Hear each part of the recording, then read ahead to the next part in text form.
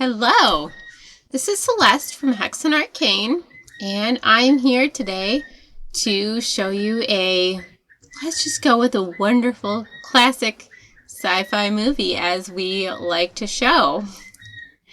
And if in case you're wondering what this wonderful sci-fi classic movie was, we are showing Phantom from 10,000 Leagues. This is like I said, a sci-fi. We'll call it a classic film. It's pretty poorly rated. I would say it has a 3.6 out of 10 on Internet Movie Database. It's not very popular. But it is about a giant radioactive, horrible, and mutant sea monster. So it does have that going for it. And I think it sort of has a lesson in messing with nature and polluting. So always a good lesson there if you want to talk about that kind of thing, which apparently I do.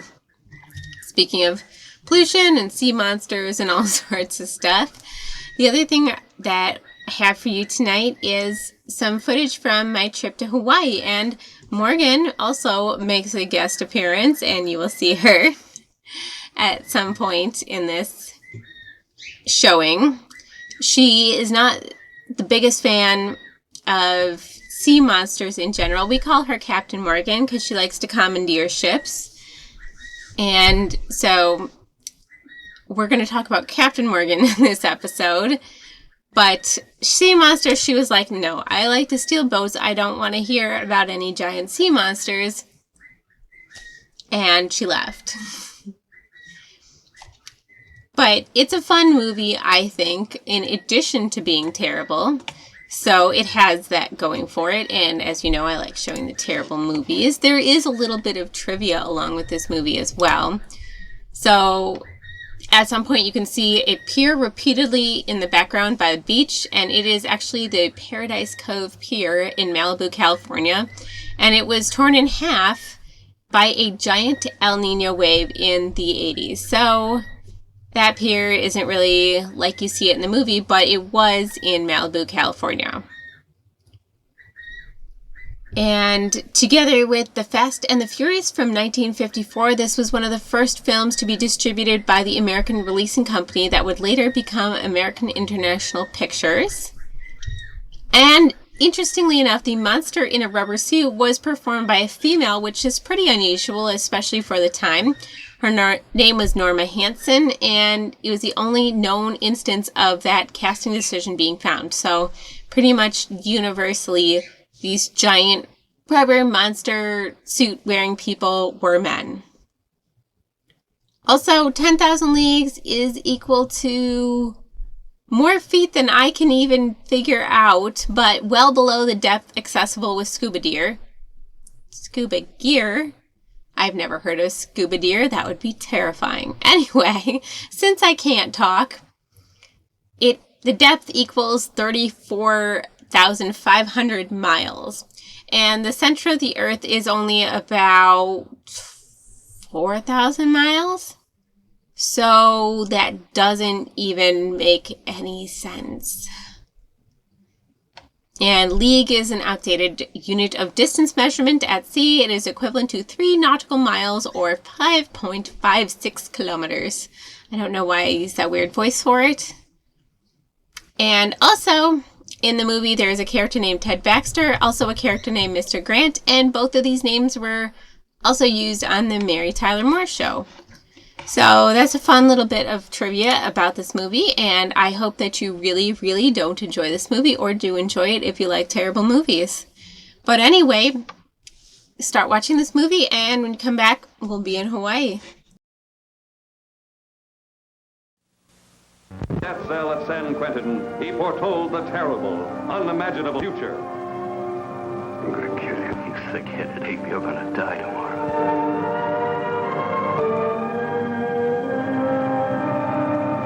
Indestructible, because the scientific experiment that brought him back from death made his skin as tough as armor and released every killer's instinct stored up in his demented mind.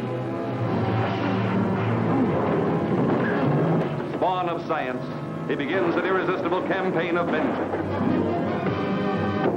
terrorizing the men whose lying testimony had sent him to the gas chamber, torturing the burlesque dancer who once had loved him and now wanted to divert him from his path of hate. You're free to go, Mr. Lowell. What's out on those streets and I'm a dead man? If you let me go, you'll be responsible for murder. You know the butcher threatened to kill me.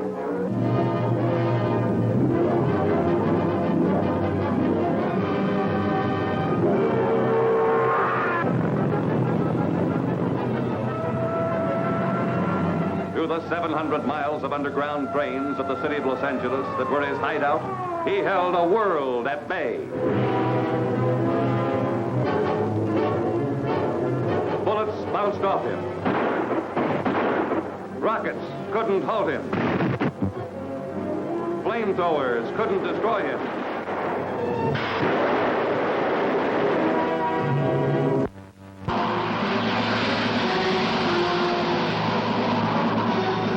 John Cacorn was the first man to be set up in a satellite and ejected back to Earth. Something's wrong. I'm falling too fast. Goldenrod, I'm in trouble. The jets aren't breaking my speed. I'm releasing the drag chute.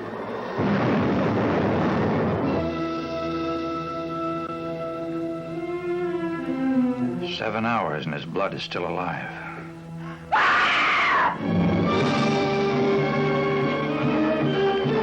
Night of the Blood Beast brings you the first creature on Earth bullets cannot kill. This is fantastic. It's unbelievable. Things like this just don't happen. A blood beast that makes a dead man live.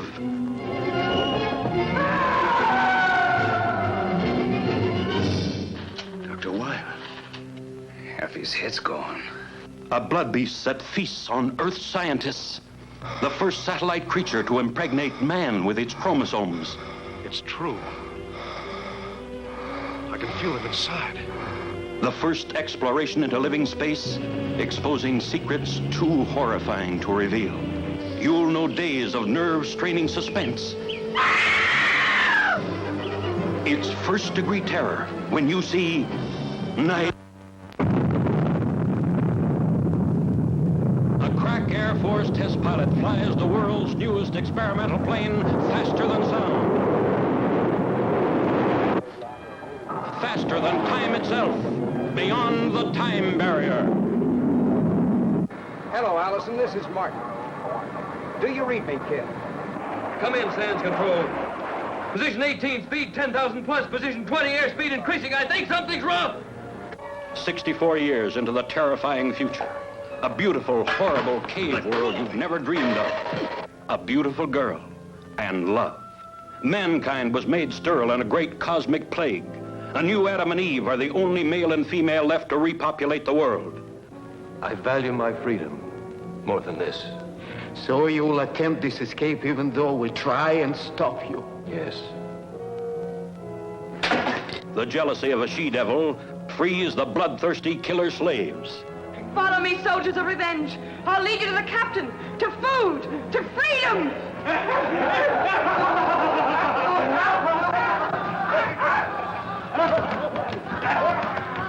The last survivors of the human race are doomed to murder in a killer orgy by vicious subhuman mutants. Will you die 64 years from today? We challenge you to see the most terrifying picture ever made. See the picture of your life or death.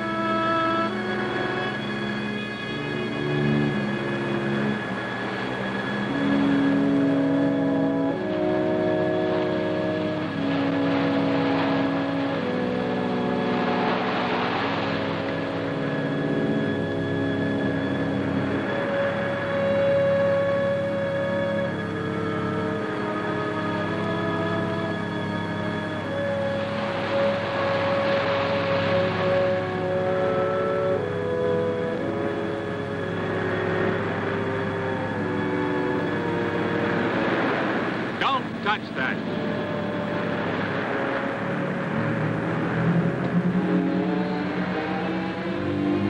William S. Grant, Special Investigator. Department of Defense, Washington. Well, I guess that makes it pretty official. Yes, I guess it does. His body is rigid with burns. The boat's charred, too.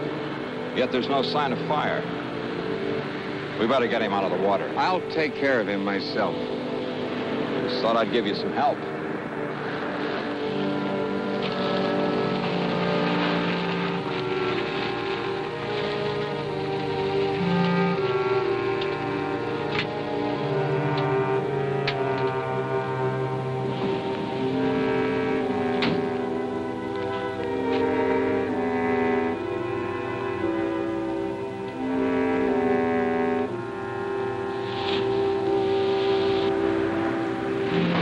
Got all my vital statistics. Let's have yours. Name, address, occupation, things like that.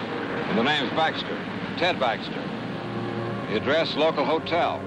Occupation, beachcomber and tourist. Length of stay, indefinite. Will that do? Tell me, how did you happen to pick this particular place? Know anybody in town? No. I have a letter of introduction to the head of the College of Oceanography here. Professor King? Which explains why I'm here at this particular minute. I was on my way to see him in his home when I stumbled in onto this.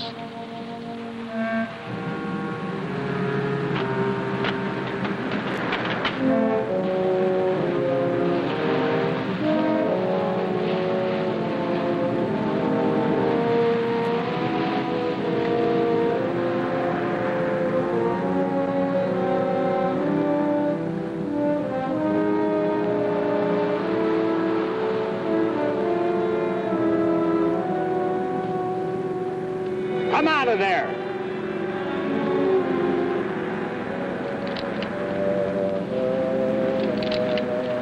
I met you at the College of Oceanography yesterday, didn't I? That's right. I'm George Thomas, Professor King's assistant. You seemed a little anxious not to be seen. Well, I saw two strangers standing over a corpse. Not being the hero type, I decided this was no place for me. You planning to do a little diving, Mr. Thomas? This late at night? I'm an oceanographer. The ocean's my business, day or night. Anything particularly interesting around here? You'll keep out of this. You better not do any diving around here for a while. I want you to forget that you were even here tonight, understand?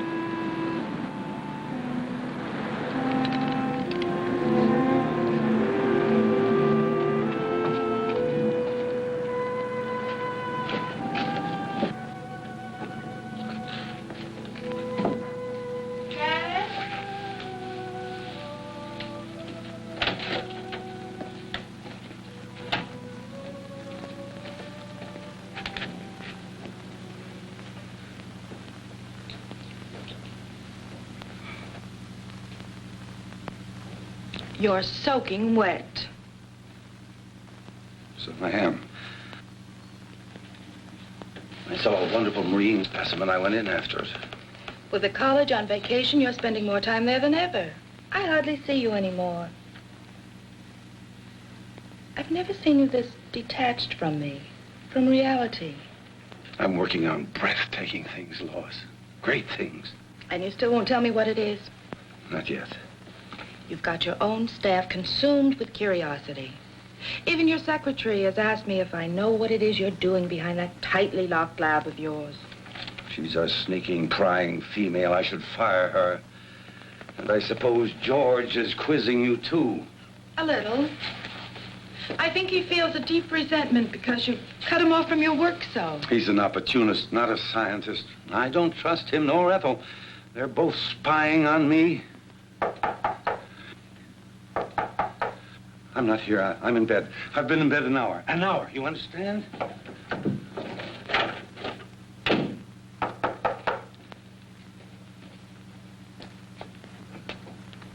Oh, won't you come in? Thank you.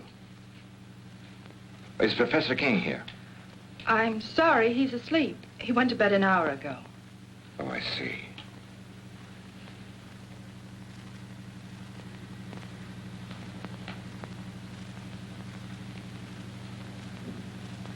Are you sure the professor's asleep? Tell him that Ted Baxter's here. It's urgent. What do you want him for? Please tell him.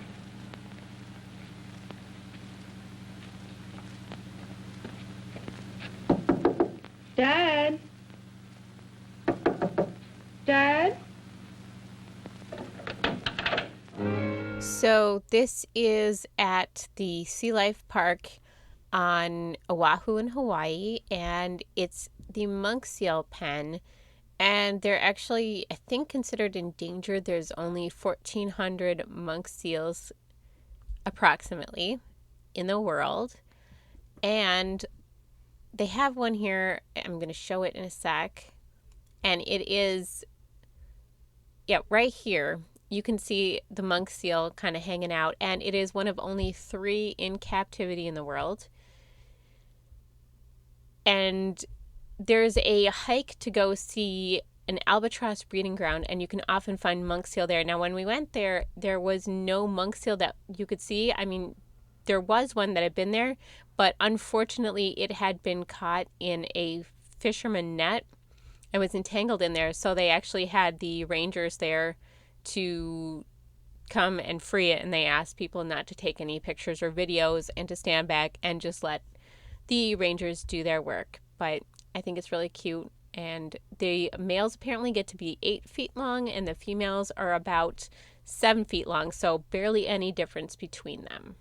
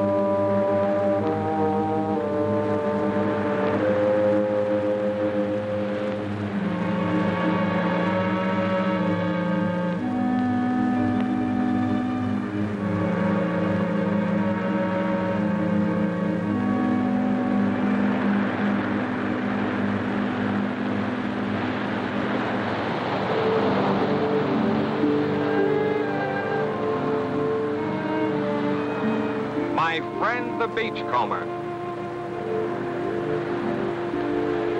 Supposing you tell me what your great interest in this thing is, Dr. Stevens.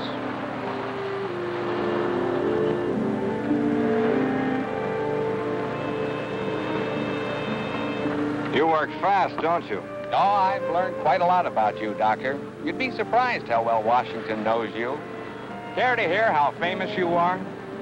Dr. Stevens, oceanographer, one of the leaders in this field, author of 2 highly controversial books, Biological Effects of Radiation on Marine Life and Nature's Own Death Ray. You have been busy, Mr. Grant. There's more.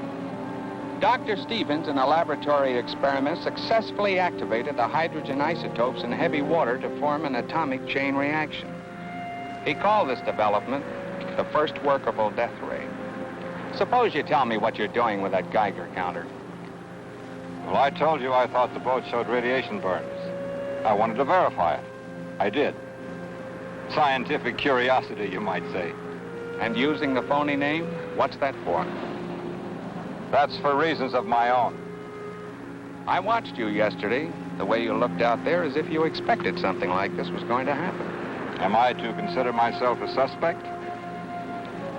What happened out there seems to tie in pretty closely with your own experiments. The evidence, if you can call it that, was highly circumstantial. Washington tell you anything else about me? Enough to make me keep my eyes on you. You know, if you leave me alone, I might be able to help you with this. And then again, maybe not.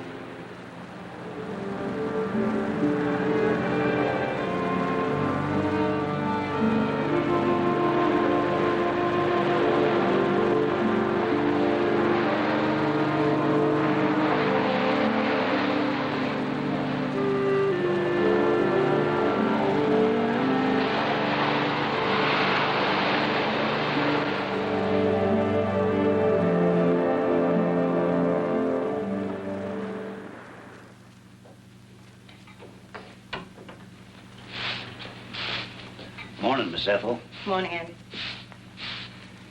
They found Willie Harrison's boat this morning, burned like the others. They ain't found his body. That makes 3 the Phantom's got.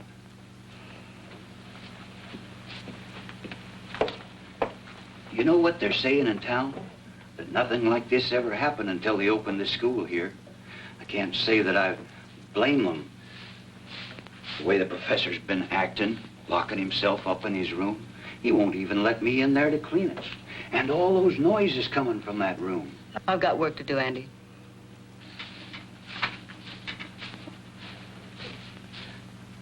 And that young one, George. What about George? He's following the professor around. Follows him everywhere. I seen it. Hiding behind trees. Watches him all the time. It ain't normal, this carrying on. What's not normal, Andy?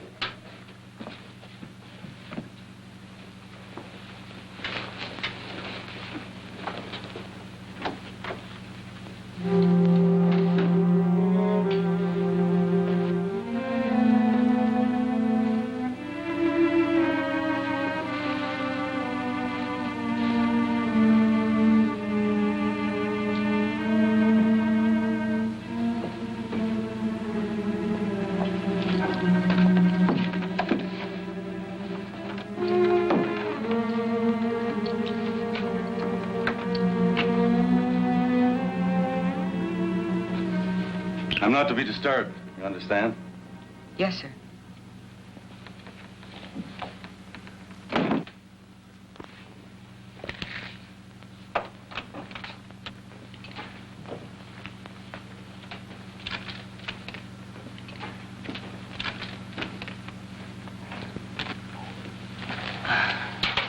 What have you got there, Ethel?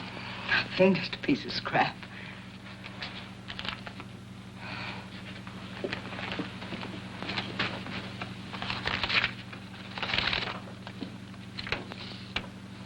HEF increase 0.56 -24.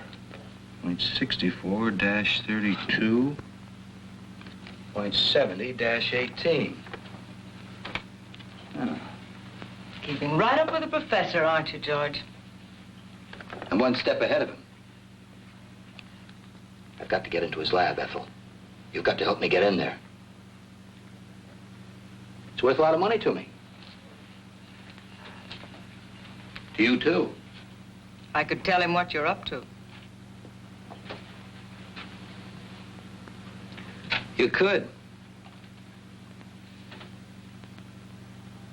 But you won't.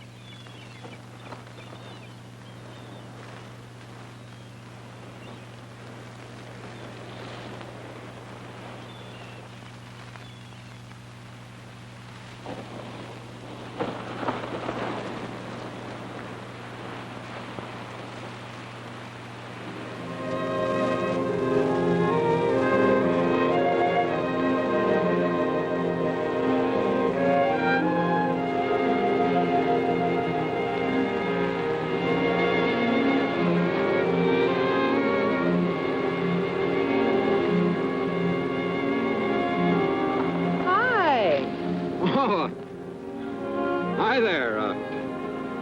Tell me, how did you leave your house? Through the door or through the open window like your father did last night? Through the door. I leave the window exits to Dad. Join me in a swim? No, I'm a little winded. How about you joining me in a rest? Maybe I can pick up some of that color you have. Care for a cigarette? No, thanks.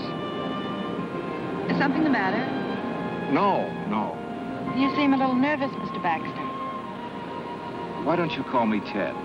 Mr. Baxter sounds so formal, especially here at the beach. All right, Ted. Oh, it's too nice just to sit around. If you're not coming in for a swim, then I think I'll go in alone. Now, look, you can't go swimming. I don't like being told what to do. Well, it's not a case of my telling you what to do. It's just that it isn't safe out there. I think you're being a little ridiculous. Look, I've spent all my life near the water. I can handle myself under any situation. But I'm afraid you can't in this one. I'm going to insist that you stay out of the water at least for a while. Insist? Yes, you must trust me. You really mean that, don't you? I really do. Let's just say that I'd feel better knowing that you were safe here on the beach. For personal reasons. You ought to do that more often. Do what? Smile. I like it. Oh. Well, all I need is a bit of encouragement. And you've given that to me. This here is a show. They have like a dolphin show at the Sea Life Park. And one of the really unique things about this show is that they actually have what's called a whalfin, which is, they said it's the only one of their kind that they know of in the entire world. So it's actually a combination of an Atlantic bottlenose dolphin and a killer whale. And then, in addition to it being what they call a whalfin, it had a baby whalfin, and this baby whalfin is 3/4 Atlantic bottlenose dolphin and 1/4 killer whale or orca, as they're otherwise known. So it actually looks really different and unique, and they said there may have been other whale-dolphin combinations at other points, but this is the only one that they know of in the entire world that is an Atlantic bottlenose dolphin and an orca at the same time. And I know there's a lot of controversy about dolphin and animal shows, but I really did think it was cute the way they did this. They really try to give love for the animals, and I mean, I hope that they're being treated well. I still think it's a little sad, obviously, that dolphins and whales and things are kept in captivity, but it was a cool show to see, and I think it really gives you like the love for the creatures, which I hope, will help in advocacy for them.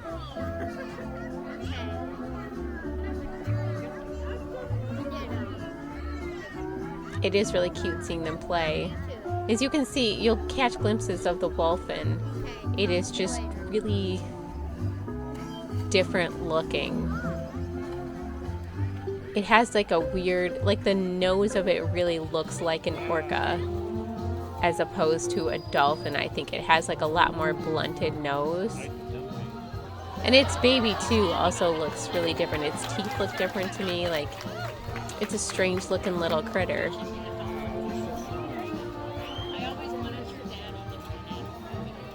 It also started raining during the show. That was fun. And then it cleared up because Hawaii's like that. It'll like rain for 10 minutes and then it'll be like completely clear 20 minutes later. You're like, how did that even happen?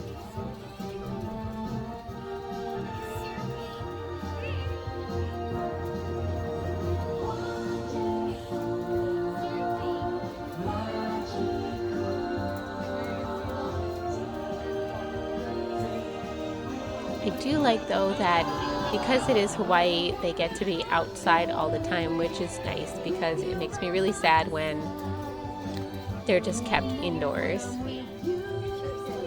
There you can see it has a really weird nose. It's just, I don't know, there's just a weird looking creature. It's very cute, but it's really weird looking. It's got like that blunted nose. It just doesn't look like a dolphin. It doesn't look like an orca. I would definitely think it was a dolphin at first if I saw it, but then I'd be like, oh, that's not like a regular dolphin at all.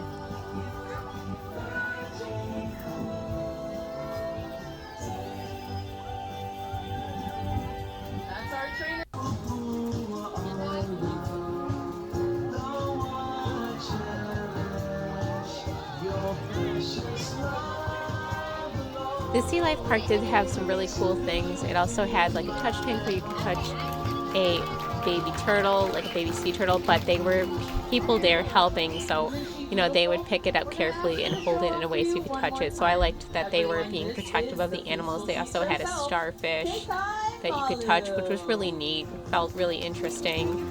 It's something that you don't usually get to touch, so I thought that was pretty cool. And there's also a bird area where you get a little stick of food and the birds will fly down and sit on you. So it was a really fun experience going to that park.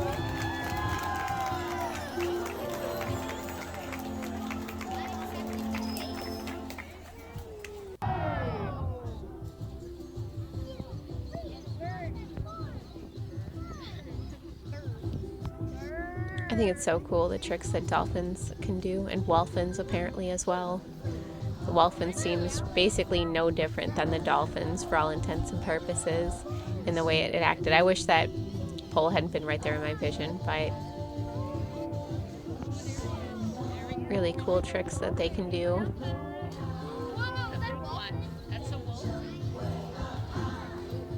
And just the view in the background is cool, like the mountain and the ocean right out there is, it really was beautiful.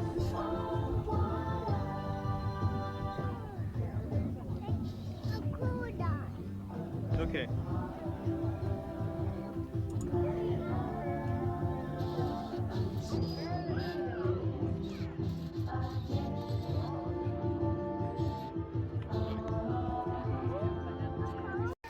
And is based on the trust and understanding we have for each other. Every day we work with them. We get to learn from them as much as they learn from us. Every day with them is truly a wonderful day. Bottlenose dolphin ohana.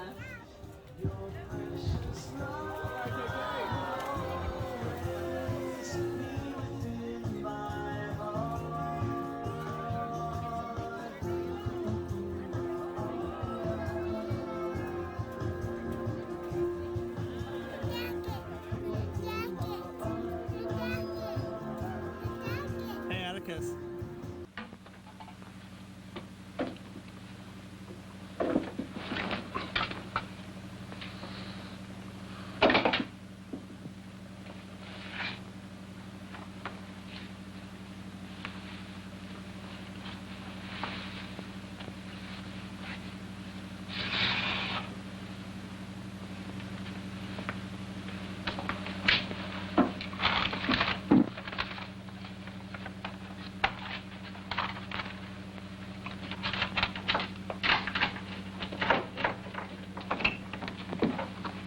Ethel, will you go down to the supply room and get some ocean current charts? Yes, sir. Professor King, I wonder if I might have a few words with you alone. Ethel, I believe you were on your way down to the supply room. I called on you at your home last night, but you'd gone out for a walk through an open window. Yes, my daughter Lois told me that a Mr. Baxter had called. I got a terrible scolding on your account. I'm afraid you ruined my favorite device for getting out of the house when I can't sleep. Professor, I saw a fisherman's body washed up on the shore last night. These men get very careless. They think they rule the sea, but it's just the opposite. The sea rules us, Mr. Baxter. This man wasn't killed by a natural force. His body was rigid with radiation burns. I think whatever killed him was man-made. Indeed. Very interesting. Although not within my scope as an oceanographer. Just what is it you want of me, Mr. Baxter?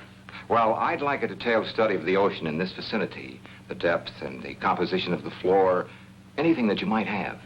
Take a little time to gather them. I'd like them as soon as possible. Oh, I told my daughter I wouldn't work this afternoon. Why don't you come to the house about 3? Say, if you get there before I do and Lois is out, just go on right in. The house is generally unlocked. That'll be fine. And by the way, I take it you are working with Mr. Grant, the federal investigator. You might say so.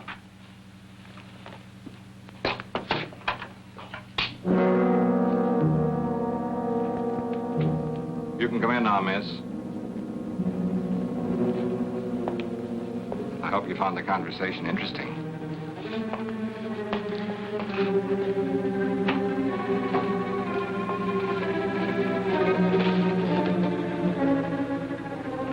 You're an inquisitive woman, aren't you, Ethel?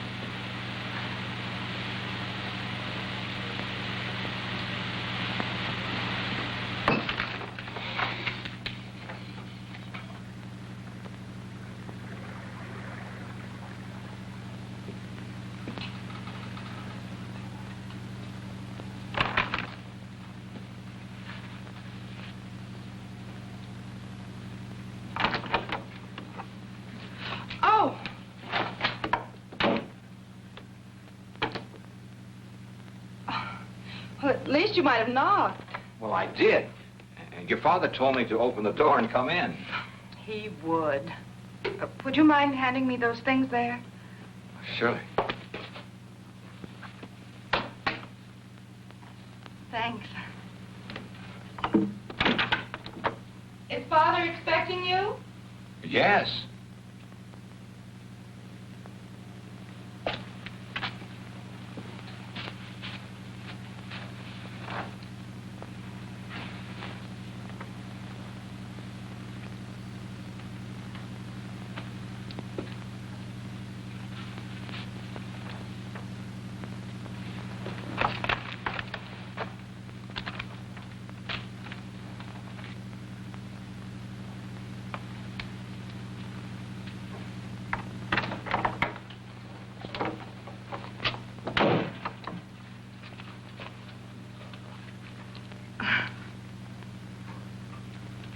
Would you mind helping me with this zipper? Of course.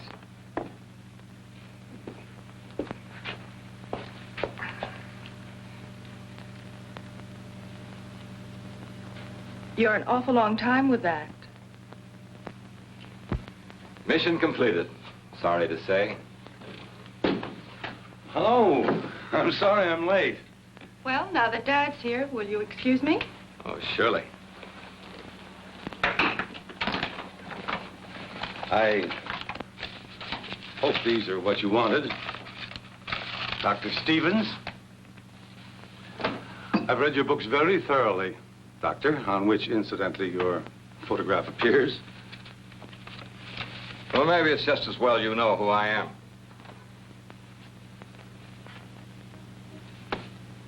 Have you charted the area around Baker's Cove? The area where the accidents occurred? No, I don't think we got around to that. We've only been here 2 years, you know. Well, you've mapped other areas in this vicinity. A few years ago, a submerged deposit of uranium ore was found along this coast. Is there any evidence of a similar deposit along here? No, not to my knowledge. Why? Why, this morning I made a test dive over the area where the accidents have taken place. They weren't accidents. There's a shaft of light coming up out of the ocean. I have reason to believe that it's nuclear in character. Now, any object coming in contact with this light would be subject to extreme radiation. I believe this light killed 3 men.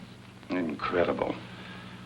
You say you made a close examination of this light? Not as close as I would have liked to. It was being guarded by a sea serpent. A hideous beast that defies description. Oh, Doctor, if I didn't know that you were a scientist of high standards, I'd say that you were the victim of the ridiculous phantom stories that are running wild around the village. Professor, you say you've read my stories. Indeed, I have. Much of my work is based on your findings. Well, then you must remember my experiments on activating the hydrogen isotopes in heavy water. Oh, but that was on a miniature scale in a laboratory with a lot of equipment. But on the ocean floor... I proved it could be done. I used artificial means to start the reaction. Then you think that with the submerged deposit of uranium ore, you can get the same reaction on a much larger scale? A weapon like this could destroy anything coming in contact with it. Oh, fantastic. Once the chain reaction had started, it could continue indefinitely. As a matter of fact, keep growing larger. And what about the beast down there? Was he man-made too? I believe so. Since marine life lives in a constant flow of heavy water, the effect of radiation on it would be completely different than it is on humans. Well, that's your theory on mutations, isn't it, Doctor? Yes. And if what I believe is true, this monster that I saw in the ocean was a mutation of some sea creature. You see, it draws its energy from the nuclear light itself, just as plant life needs the sun to grow on. Well, have you any evidence to support this fantastic theory? I created such a mutant in my own laboratory. Oh, come now, Doctor. I destroyed it, just as this creature must be destroyed, and the knowledge that went into creating it. You think that that knowledge might have come out of my college? Since I am head of that college, obviously. Professor, in science, we look for one thing and find another. We split an atom and the hydrogen bomb is evolved. We set up a simple experiment or study on underwater life. Something new and horrible is created. I feel as if I and my experiments are suspect. Well, I haven't overlooked that possibility. If it were a matter of pure science alone, I'd be inclined to examine you most closely. However, there's another element. Another element? The person responsible for this terrible weapon has offered it for sale to the highest bidder. For sale? I don't believe it.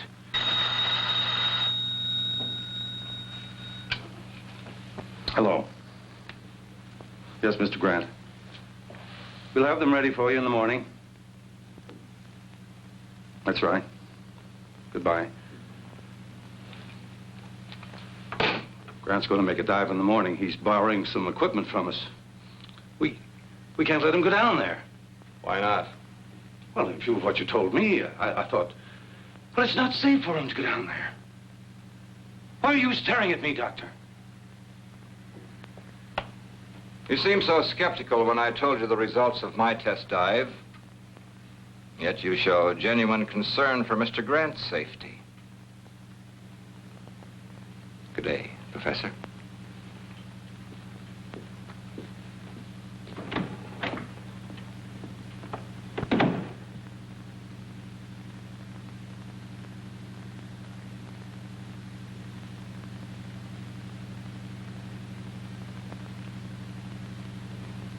Ethel. Did I startle you? I'm sorry. I didn't hear you come out. I forgot to tell you, Mr. Grant wants to pick up a full set of diving equipment tomorrow. Have it ready for him. Yes, sir. And tell George and the night watchman, in case you're not here. Yes, sir.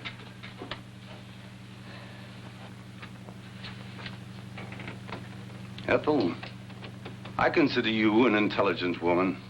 A bit bitter, perhaps. No great lover of mankind, but still intelligent. I'd like your opinion. What would you consider a just punishment for a man or woman who would betray his fellow man for money? One who would take a scientific discovery of monumental scope and use it to line his or her pockets. I don't know. Would you consider death just? Well?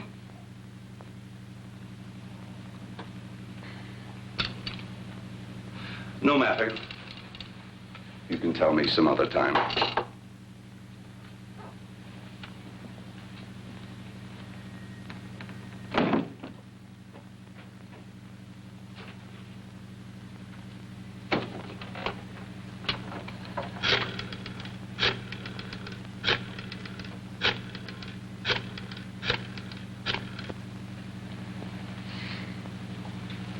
Hello. Get me Mr. Grant, please. These are some baby sharks that they have to feed. They were so cute. And they actually, I thought it was cool that they actually distinguish between each shark and they know the difference. And so they were able to feed them all equal amounts and sort of target train them in a way. But yeah, baby sharks, really cute. So we talked about this before, but fun fact, yes, that's actually Morgan. I managed to transport Morgan with me and turn her into a sea lion so she could see things. So she had to perform in the show, but I think she did a great job.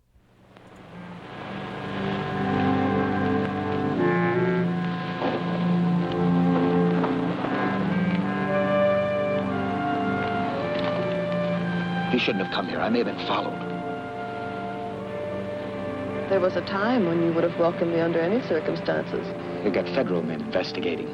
They must know something. They're planning on making a dive tomorrow. A dive? They've got to be stopped. How? That's your problem.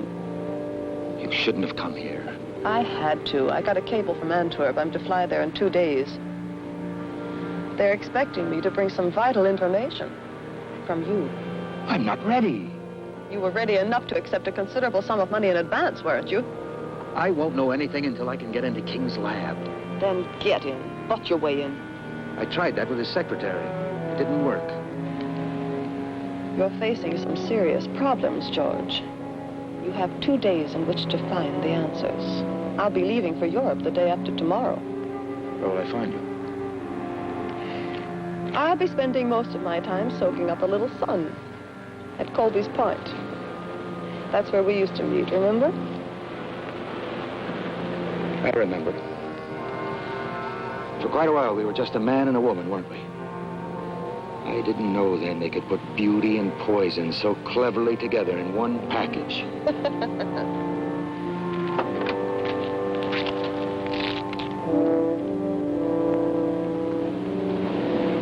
Colby's Point, remember?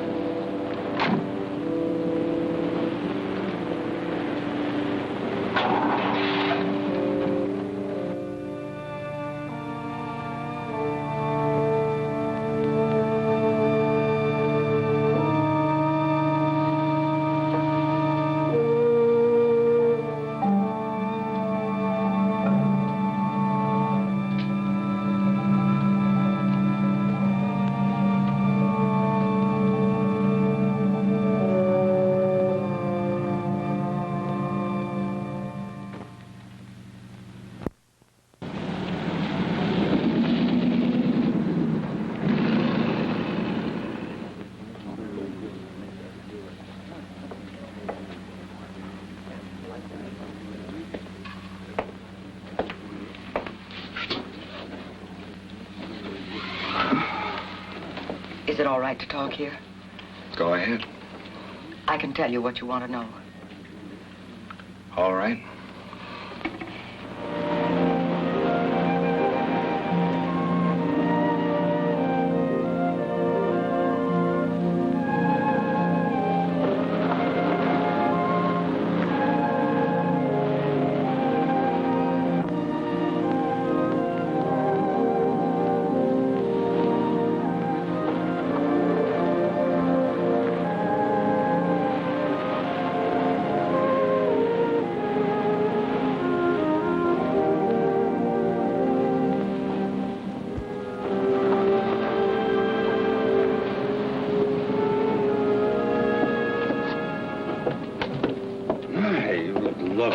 Thank you. I hope my caller feels the same way about it. I'm sure he will. Dr. Stevens is very observing. He's a bright young man. Sometimes I think he's too bright. Too bright? I don't understand what you mean. Oh, just an old coot thinking out loud. You know, science is a devouring mistress. She devours all who seek to fathom her mysteries. And for every secret she reveals, she demands a price. A price that a scientist must be prepared to pay. Even at the cost of his life. Or the life of others who stand in the way of his search. You say that almost as though you were threatening me. You? What nonsense.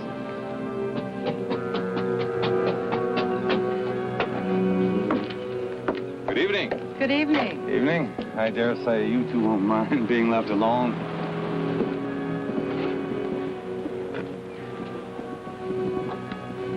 You're beautiful.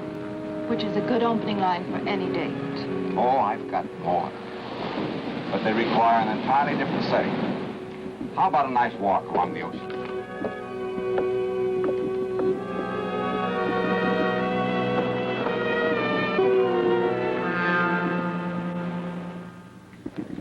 He may fool the rest of you with his soft voice, but not me. He's a killer. You can't accuse King of treason just because you hate him. I'll accuse him of anything. He sent my only son out in a squall to get his filthy ocean specimens. Proof, Ethel. I need proof. He works behind those locked doors of his. If I could just get in there, I could get you all the proof you want. We may be able to figure out something along those lines. If I could show you how to make a wax impression of those locks, could you do it sometime tomorrow? I'm sure I could. Come on.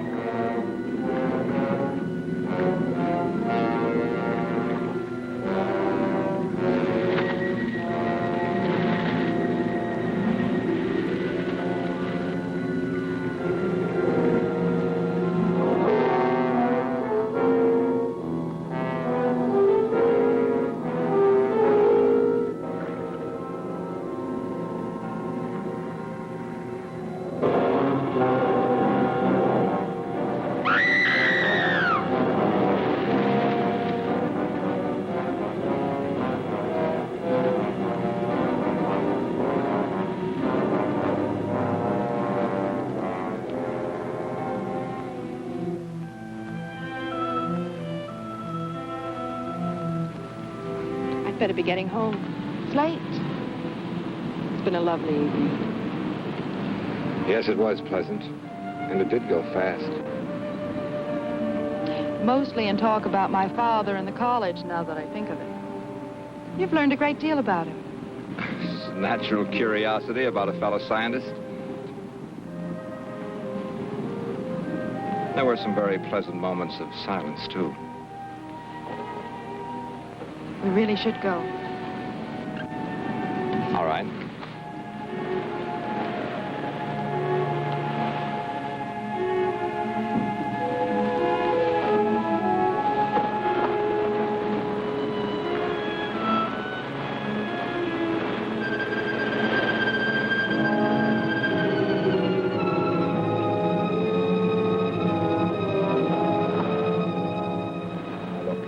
Go home and call Bill Grant. You'll find him at the hotel. Tell him I'll wait here for his instructions. Hurry, please.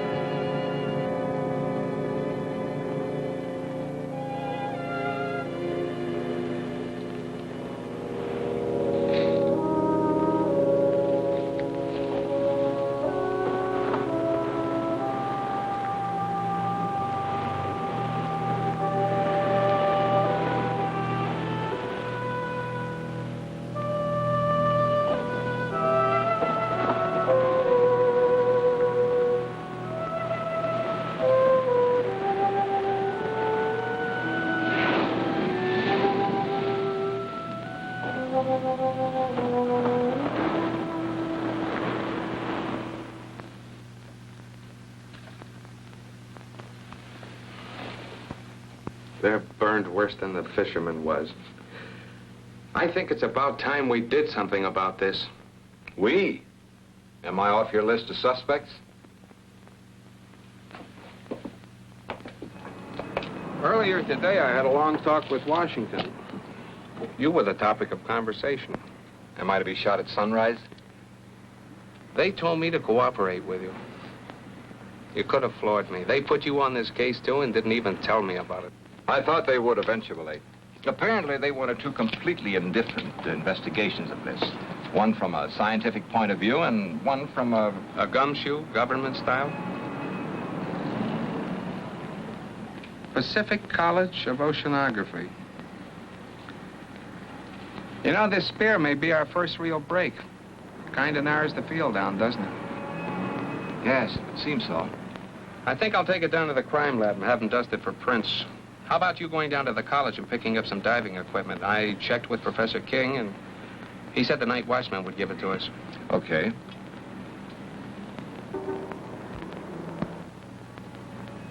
What do you say we make our dive about 6 a.m.? Yeah. Bill, I made a test dive yesterday. It's pretty grim. There's a shaft of radioactive light down there. Touch it and you're dead. And if that isn't enough, there's some kind of an animal standing guard over it. Then there really is a basis for these phantom stories? I'm afraid there is. This'll take care of it. And I won't miss. Now, my principal interest is the light ray. Now, you will have to draw whatever it is down there away so I can get a good look at that light. And Bill, now, it isn't going to be easy or pleasant. Neither is this. All right, so I am walking around. It's called Green World's Coffee on Oahu. trying to find both coffee because I'm addicted, and also Morgan and I use it in our spells as kind of an additive, so I thought I'd pick some up. And while I was here, so this is somewhere I always go. I love to visit Hawaii, especially Oahu. This is somewhere I stop every time. It's like one of those tradition things for me. So I'm always going to Green World's Coffee, getting a coffee, buying some coffee, and getting stuff for spells. Anyway, so here I will show you. They actually are growing coffee beans right here. So these are the plants where the coffee beans are growing. So it's this little place. It's off a road near the north shore of Oahu. And it's a popular location. A lot of people stop by here as well. But let's see if we can see some coffee beans growing. Because these are actually coffee plants. But I don't see anything right now. So I'm not sure about that. Yeah. Unfortunately this time I'm not really seeing any coffee beans growing. But I thought I'd give you a little tour. It's not too big a place, but there are some plants here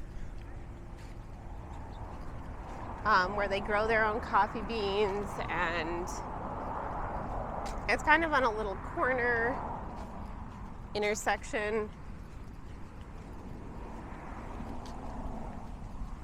I often see moa here. So moa are like kind of wild native chickens. They're really cute.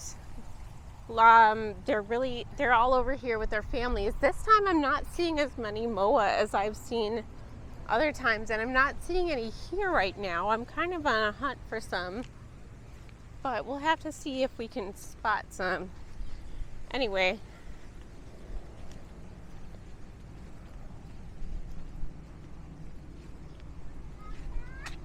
Morgan had to stay home this time.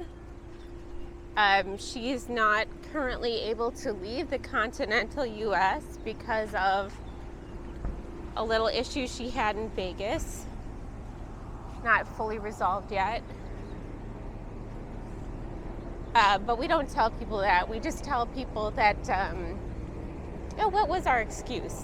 I'm going to have to call her and ask her what we were telling people. Anyway, there was something.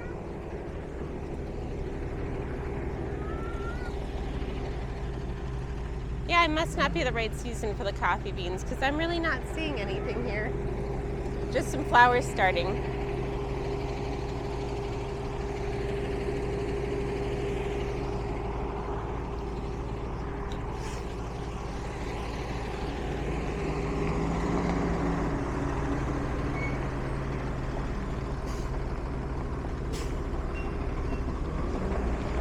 The weather is nice and warm.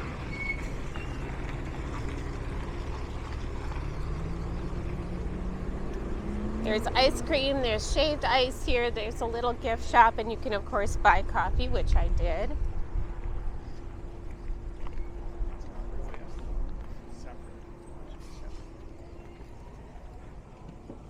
And it's pretty bare around here. There's not much here except for the mountains, fields, some trees.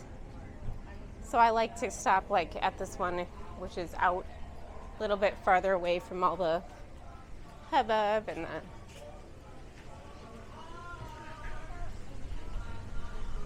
stuff going on.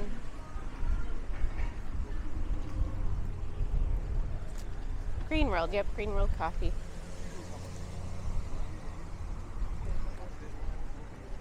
Here's some moa. I finally found one. Oh. Anyway, it's chickening around here.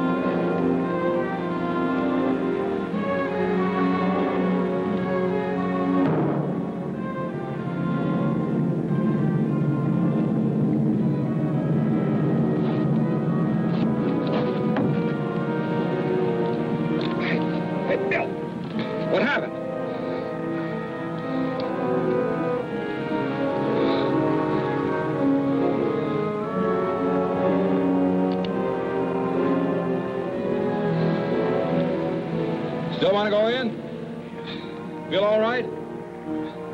Okay.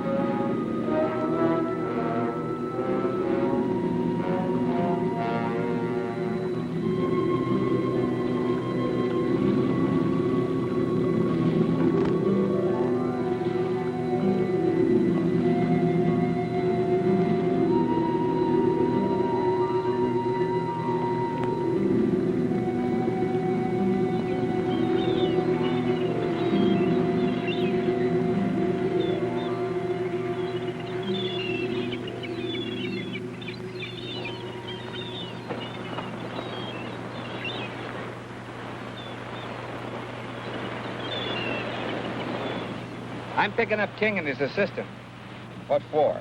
The poison in that mask came from the college, and so did the spear that was fired at you. So we can prove a charge of attempted murder. That's not what we're after.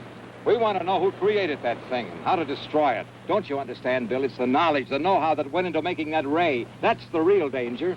It all ties together. We were getting too nosy, so King tried to get rid of both of us. Maybe it was George. Maybe both of them.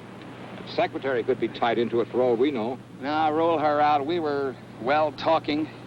She tells me she can prove that King's behind this whole thing. Prove it? How? I rigged up a set of keys for her to get into his laboratory. She tells me all the proof I need is right in that room. I hope she's right. We'll know tonight.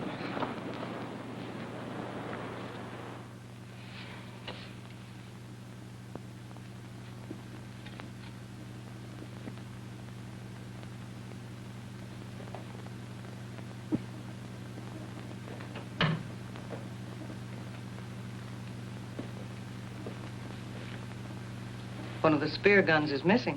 I saw King take one out yesterday. That's odd. I thought I saw you carrying one when you left last night. You see too much, Ethel. You should wear blinkers. Is he in yet? No.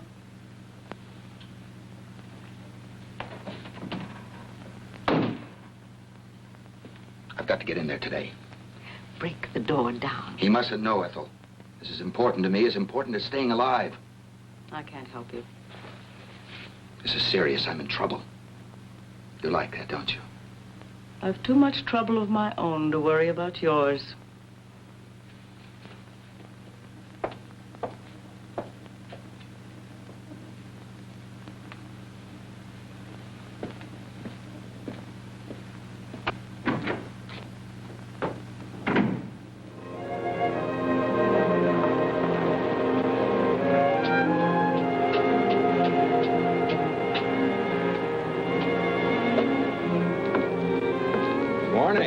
Good morning. Dad told me that you and Mr. Grant made a dive. Yes. I'm glad I learned about it after it was all over. I phoned the college. They told me your father was at home. He was terribly upset when he heard the news. The boy, the one in the boat, he was one of his students. Oh, that's a shame. I'd like to talk to your father.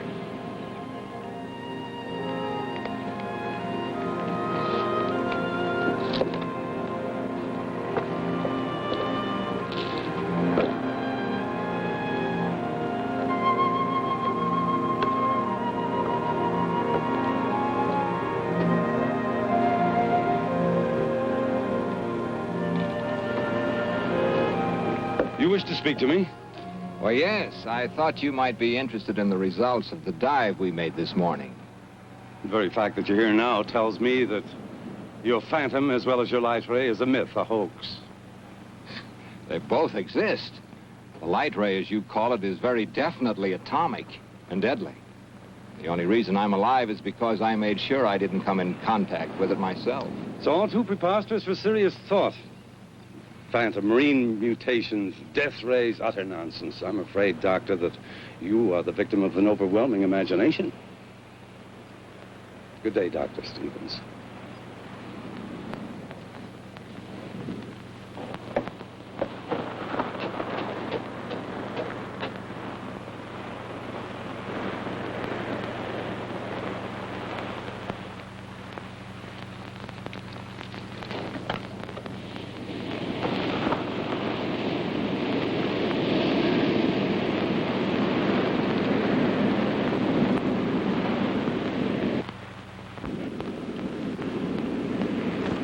You don't look well, George. Or is it just that I don't find you attractive anymore? Nothing's going right, Wanda. I don't know if I could get what they want. They won't like it. And when they don't like something, they're liable to be a little extreme in showing it. They might even come to the same conclusion that I came to last night. That you're of no use to us. Last night? Ethel, King's secretary, was crying your little heart out to Mr. Grant. I saw them. Government man? I couldn't hear what they were saying, but I'm pretty sure I caught your name. She knows enough about me to... Evidently, she hasn't told him what she knows. Yet. What do I do, Wanda? I know what I'd do. I'll be here tomorrow, too. But don't come unless you have something for me.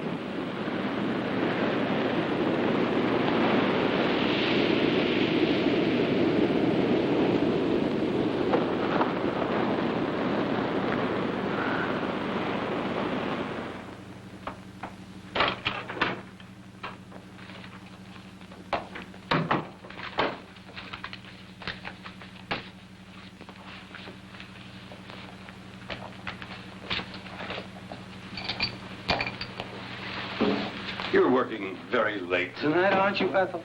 I had some work to clean up. Good night.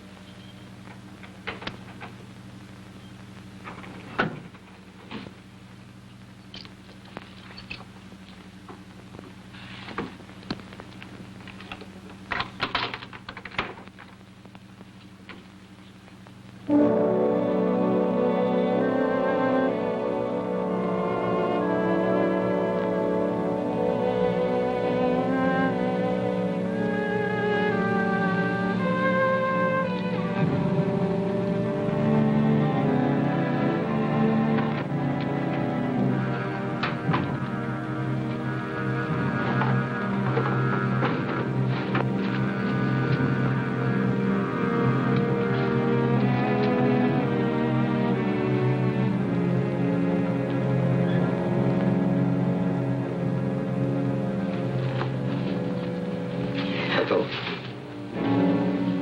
I believe you were looking for these.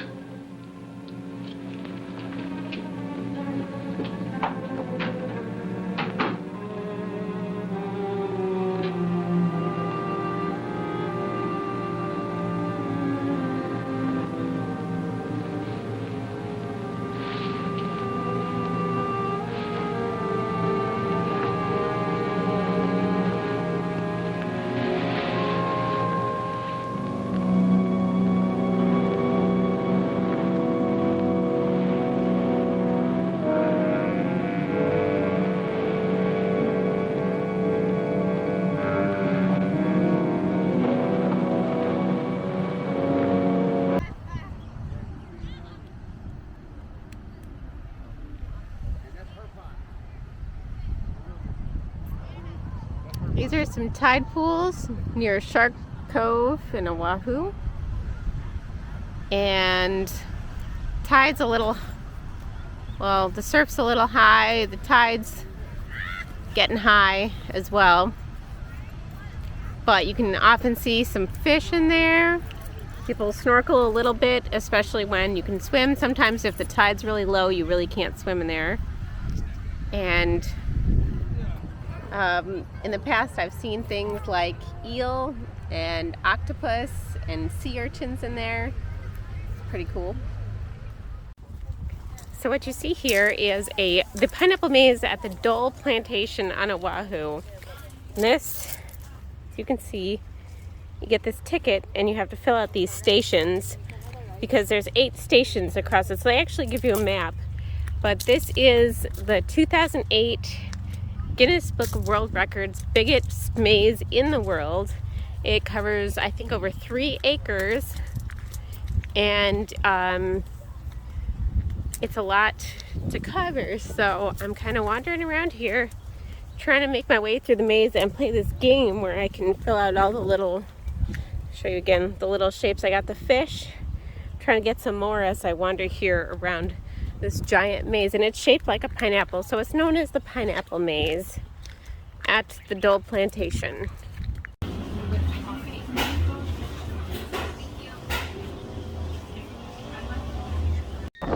This here is, and I'm not exactly sure on the pronunciation, La Ye Point Stateway Side. It's kind of actually a state park, but it's this tiny little thing. It's like a lookout, but you have to park in a little residential neighborhood and walk up there, and it is surrounded, it's like this little bit of land that's surrounded by ocean on all sides, and it is so peaceful and so meditative, just looking out at the water and watching the waves crash and roll in.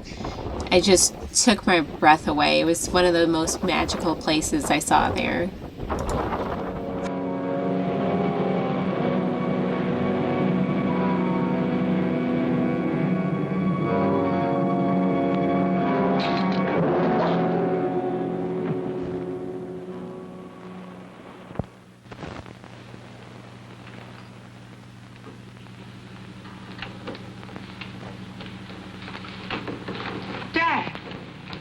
What's wrong?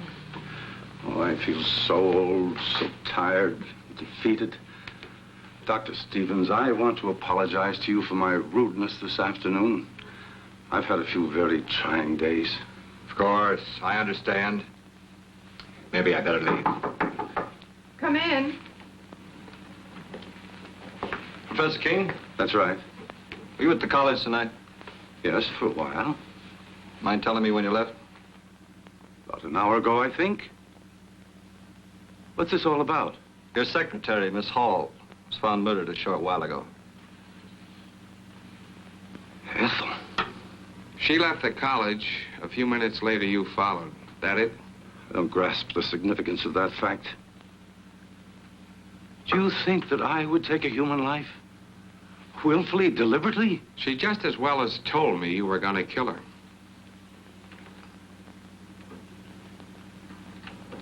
She was killed with one of the college's spear guns. Am I being formally charged with this horrible thing? Not yet. But it's just a matter of time. Come on.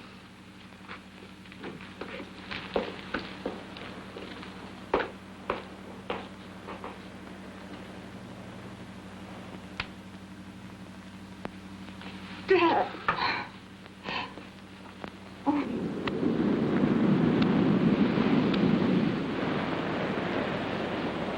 We just gonna sit here all day?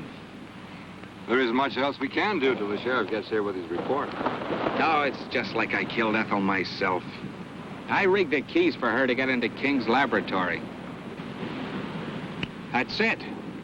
That's what we ought to do. Get into that room of his. Well, assuming that it was King, which is something I'm not ready to do, he could have destroyed everything in his laboratory if he found Ethel in there. His equipment, his notes. Don't you see, Bill, it's what's in his mind or George's that's important. Notes? Wait a minute. Ethel gave me this at the restaurant. She copied it from King. Mean anything to you?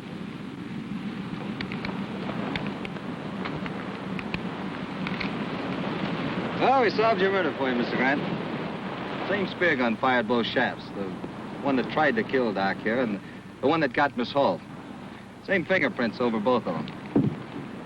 They were George Thomas's, King's assistant. That's the dumbest killer you ever saw. Left the spear gun in his car. Same prints all over it. And to clinch it, he didn't come home last night. I guess I'd better put in for retirement. I sure had this one figured wrong. I called the college to tell the old man he was in the clear, but no one answered. He's probably at home. I think I'd better go tell him. Tell the old man I'm sorry. I kind of have an idea where we can get George. Want to come along? Might be able to use some help. Come on.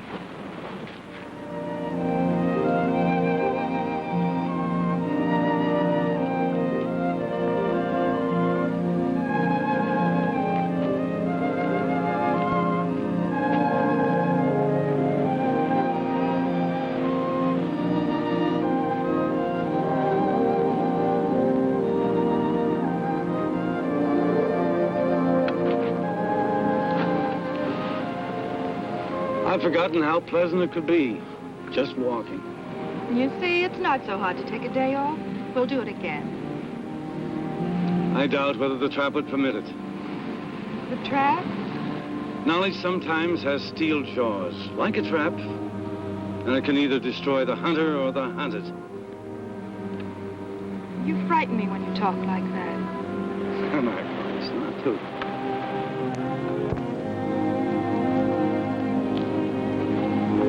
Here comes your Dr. Stevens. I have some news that I think will interest you. About Ethel's murder? The sheriff has proof it was George. I knew it wasn't you. Why would he want her dead? It's possible that Ethel found out that, well, he had to silence her. Why the gloom? Dad's just been acquitted of murder. Lois, I'd like to talk to your father alone. Why? It'll only take a few minutes, dear.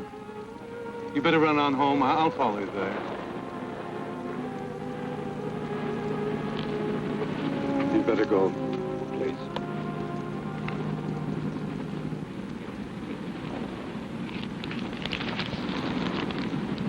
Ethel gave this to Mr. Grant. She said she copied it from your notes. Intensity increased readings of the light shaft. You called it HEF. Hydro Energy Force. You're quite right. There is a uranium deposit on the ocean floor. How did you activate it? That, Dr. Stevens, is my knowledge and mine alone. But it must be destroyed. It started with a simple animal experiment. One of yours, Doctor. I thought so. And I advanced it way beyond the scope of your imagination. Didn't I? Don't tell me how you created it. Tell me how to destroy it. I don't know that I want to. But, Doctor, you're not free to do as you wish. 5 people have died as a result of that thing. You're quite right. But just give me 1 hour to think about it. It's a decision that's not easy to make. I have no other choice. Thank you. I'll meet you here. And, Doctor, stay with Lois. She'll need you.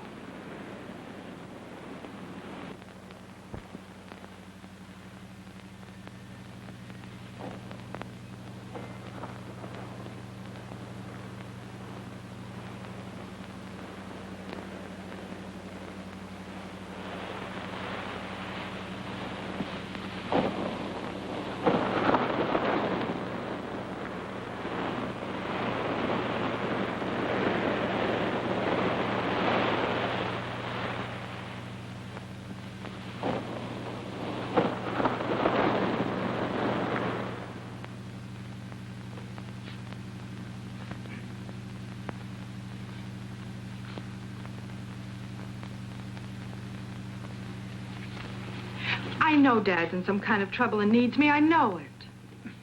But your father asked you to wait here. I can't. We've got to find him. Do you know where he might be? Well, he possibly could have gone to the lab. Well, then I'm going then. Now, wait a minute. Do I have to go alone, or are you coming with me? Perhaps you're right. You can't do any good here just waiting. Let's go.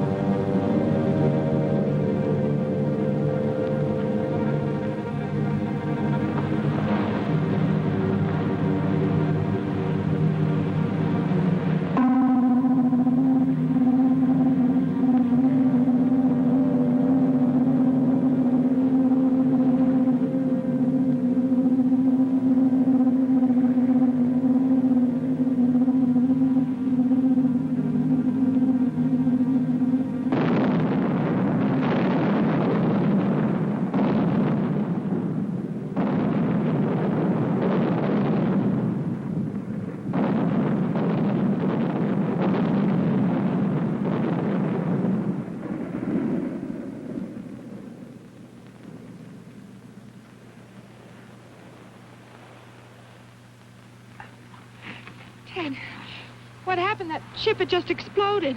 Lois, I've got to find your father. You can't mean that Dad had anything to do with this. I haven't got time to talk. Ted?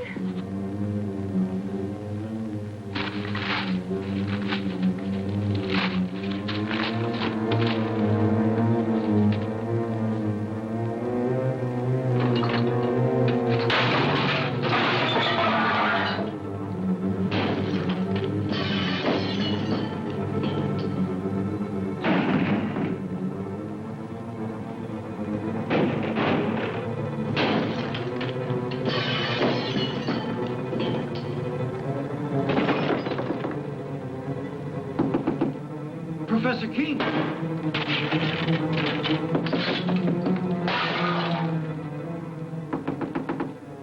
Professor King. Mr. King. You may come in and clean up now, Andy. It's about time.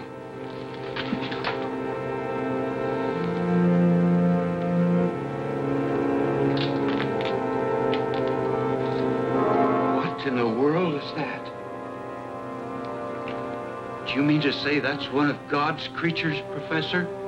No, Andy, that's one of man's follies, and I pray God there'll never be another one.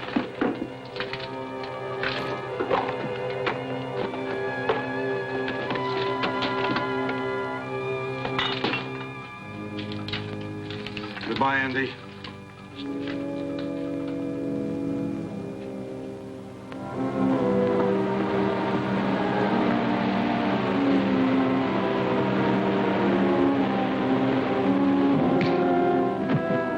On your feet.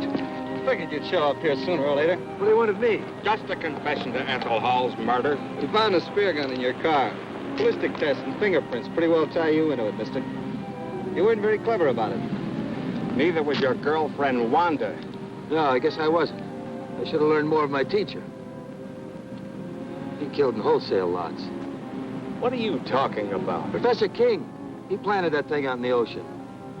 What's he mean, Bill? I think I know. Can you handle him yourself, Sheriff?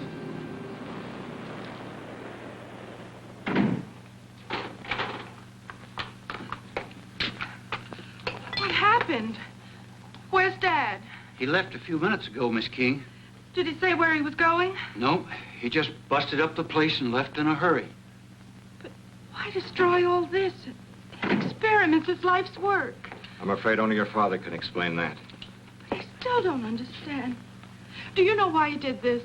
I think I do. What a mess. King? Yeah, I left a few minutes ago. Probably headed for the beach. We're on our way there now. Let's take my car. Come on, we can hurry.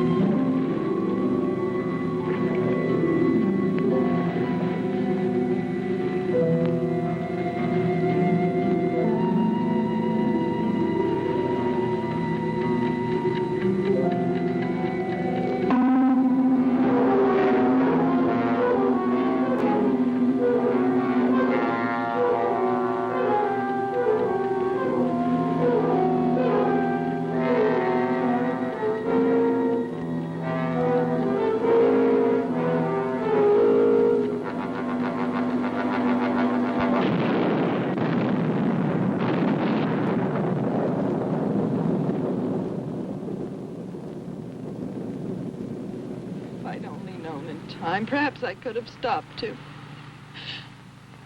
I know he meant this power to be used to help humanity, not destroy it. I'm sure he did. And he paid for his mistake.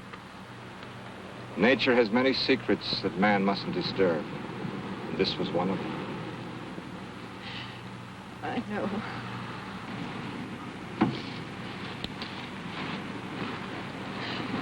Only he too could have understood.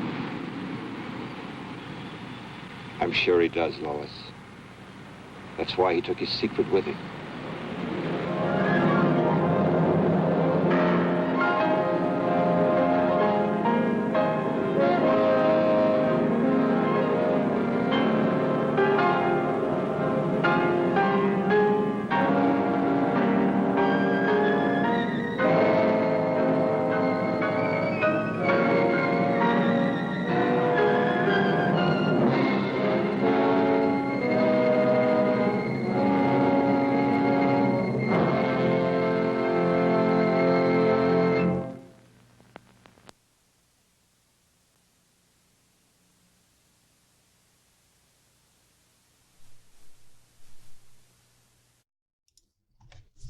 Thanks so much for joining me tonight, and well, also Morgan, if you liked her antics, maybe we can get her to do that spin again a few more times.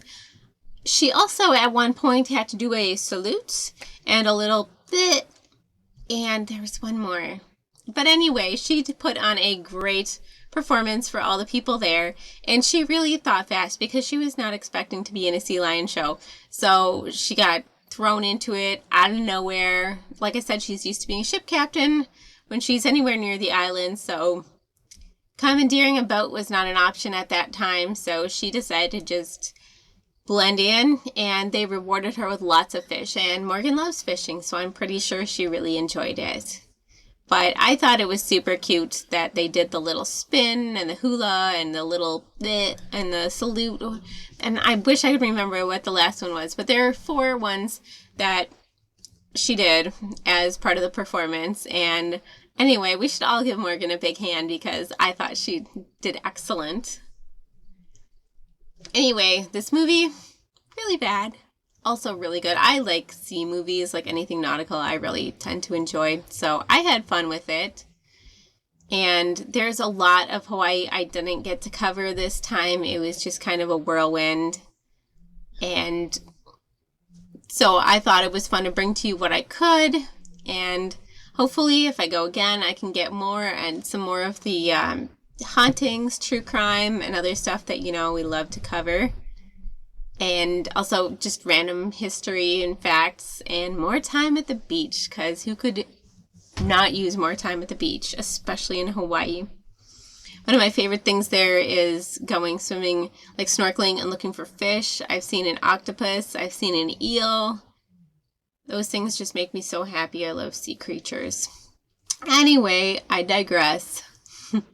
Just want to say thank you so much for joining us for this fun tropical showing of Phantom from 10,000 Leagues, which makes no sense because there can't be 10,000 leagues, and it doesn't make any sense, like, at all. But that's okay, because we still love it, or hate it, depending on if you enjoyed the movie or not. So, have a good night, and as always, we will hex you soon.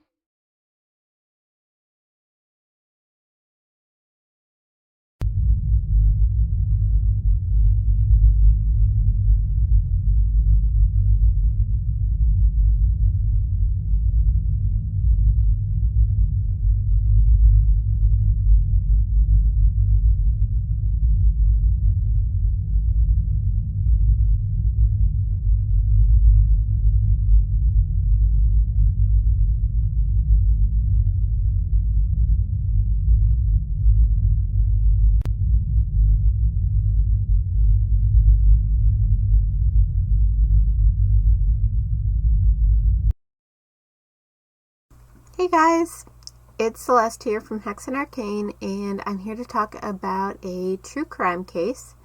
Today I'm going to talk about the disappearance and murder of Deidre Christine Harm.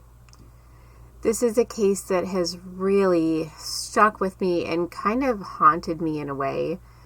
I followed it really closely at the time, partly because I somehow felt a connection to Deidre and related to her in so many ways. I checked every day for updates and wondered if she would be found when she first disappeared, and hoped that she would be found alive. I kind of lost track of the case for years after that, with no new updates and the case seemingly growing cold. But it never really left my mind, so years later I looked it up to see if there was any new information, leads, or just to kind of reconnect with it. I live in Wisconsin, so in 2006, this was all over the local news, and there were updates at the time, and seeing her picture all the time really made me feel for her, worry about her, and connect with her.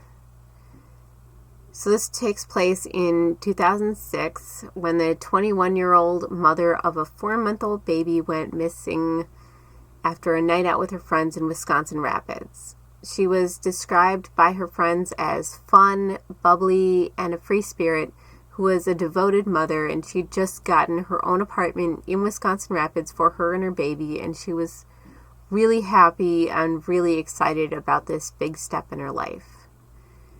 The night Deidre went missing was June 10th, 2006. I'm sure she was so excited to get a night out with her friends after having a baby.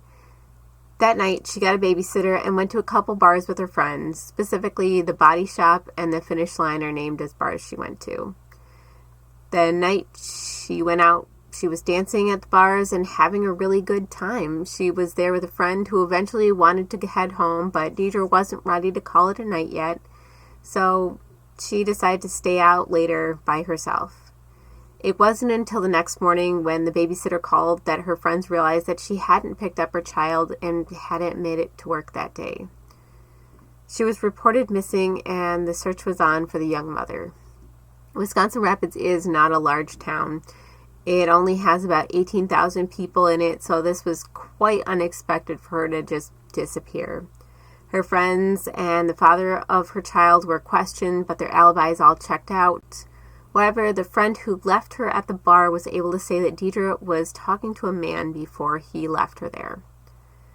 She was seen leaving with this man and then seemingly vanished without a trace. According to her friends and family, Deidre was happy in her life, and her daughter meant everything to her. There is no way that she would have just left on her own volition. She would just not have abandoned her daughter. She would not have just left her life. She just put her deposit and got the keys on an apartment. She wouldn't have just walked out all of a sudden. So then it took 5 months for her body to be found, and it's still officially considered an unsolved case. Hunters ended up finding the skeletal remains in the town of Seneca. The cause of death was undetermined after an autopsy because of the condition that her bones were found in. Her head was found in one area, and the rest of her body was found around a quarter-mile away. There were signs of trauma, but it couldn't be determined if this happened before or after death, so really the skeleton didn't give too much information. They didn't know if any damage done was the cause of animals or if it had been the cause of her death. The only person of interest in this case has also died since then, so while there is some hope that someday someone will come forward with some help or details, we don't know if this will ever officially be solved. Deidre's friend and the other patrons at the bar were able to give enough details about the man Deidre was last seen with to create a sketch. After the autopsy and the sketch were created, there were no new leads for a long time, and the case went cold until 2009, when the police chief of Wisconsin Rapids said they received a tip pointing them in the direction of 36-year-old Christopher Revak, who was a Wisconsin Rapids native who later moved to Missouri. He seemed to match the description of the person that Deidre was seen leaving the bar with that night she disappeared, and Revak was a suspect in another missing person case in Missouri. However, records show that Revak was in Wisconsin Rapids when Deidre went missing, so at the time when she was missing, he was still living in Wisconsin Rapids. Unfortunately, Rivak committed suicide while in custody in Missouri before investigators were able to speak with him regarding Deidre harm. So in the other case, he was suspected and he was arrested, but then he committed suicide. In researching more about this case, I found surprisingly little about it and about Deidre. It was featured in part of an investigation discovery series called Dead of Night that aired in 2018 and mentioned Christopher Rivak in connection to Deidre and the other woman he was suspected of killing. It is suspected that he was a serial killer as well and possibly connected to the murders of up to 4 women. However, since he's dead, I'm not sure we'll ever know. He was arrested in Douglas County, Missouri in 2009 and hanged himself very shortly after that. The focus of the ID Channel episode centers on the link between the 2 women who disappeared and the connection that both of them had to Christopher Rivak. However, he was never officially implicated or charged with the murder of Deidre Harm. If you want to watch the ID Channel episode, they talk more about Christopher Rivak, but I don't want to focus too much on him. I wanted to make this in dedication to Deidre and keep the focus on her. There is a Facebook page up in honor of Deidre Harm that is still active and still seeking answers. I believe that is run by her friends. I think it is so great that they're keeping this going and keeping her memory alive. I never met her. I haven't been to Wisconsin Rapids, and she's still touched my life in some way. They do, however, ask people to be respectful about what is posted on the page. You would think that would be a given, but on the internet it never is. And to also refrain from any amateur sleuthing on the page. Really, I get the interest, but be respectful. And Deidre's daughter especially is now old enough to be on the internet and see what is posted about the case and about her mother and about her mother's murder. The page does have a post clarifying some of the details from the ID Channel episode, which I found this very interesting. In fact, that may have been a little bit off, such as the age of Deidre's daughter when she went missing. I think they said she was 6 months old when she was 4 months old. I really wish that there was more out there and more I could share about this case and about Deidre. I wish there was any kind of resolution in this case. Unsolved cases really bother me. That's one of the reasons I'm most fascinated, is they really, really bother me. It's like a worst fear of mine. But it is possible that someone out there does know something. So if you do, please contact the Wisconsin Rapids Police Department if you have any additional information that you think they should know about. So thank you for joining me today and talking about this young Wisconsin Rapids mother and a case that's really close to my heart. Like I said, I've never met her. I didn't know her. I haven't been to there, but it touched me. Her case touched me. Seeing her picture all the time made me feel connected. And I hope that someone else can have a similar reaction that I did and feel connected to her and keep that alive and tell her story. Not just of her death, but of her life. And I would love to know more about her life and keep that alive.